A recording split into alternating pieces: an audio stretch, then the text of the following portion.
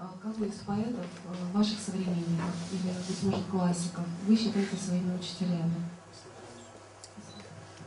Вы знаете, так сказать, что вот этот мой учитель одного поэта очень трудно назвать, потому что когда я пришла в поэзию, это, если так можно сказать, это может не скромно, но очень хорошие поэты были. И эти поэты для нас открыли уже забытые даже 19 века великих поэтов. Мы просто настолько читали в то время, 60-е годы, даже трудно сказать, вот вы, такие великие поэты попадались нам, потому что вот эти было в одно время это Евтушенко, Ахмадуллина, Вознесенский, Акуджава, Рождественский, вот эти люди, они начали вот этот бум, и когда вот это все поднялось, вот эти вечера, поэтические вечера, в то время и все мы читали.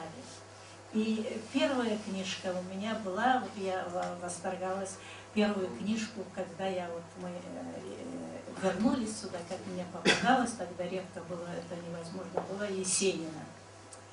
И так я начала читать, потом попалась небольшая книжка Расула Газбузов. И так, да, очень трудно сказать, что потом Пушкин, ну мы в школе Пушкина, Лермонтова, всех этих классиков читали, но вот так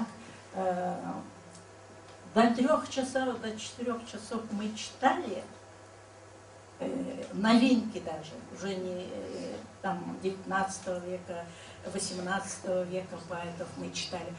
И когда каждое утро, что было, вот сейчас я не представляю сейчас это, каждое утро проверяли мы, что сегодня, какие новинки. Мы должны это все знать, и собирались у меня вечером, много вот этих моего поколения поэты, и обсуждали это, что хорошо, что плохо. И вот у нас что было, картошку варили, и килька была, иногда был сыр. И мы были такие счастливые, как мы читали. Это было трудно. Конечно, это для нас было, если даже ничего бы не написали, это было очень даже счастливо. И вот одного человека сказать, что вот этот мой... Конечно, я на родном языке уже стала читать Казима, Тайсына и других поэтов. Это очень, конечно, главное мировую поэзию.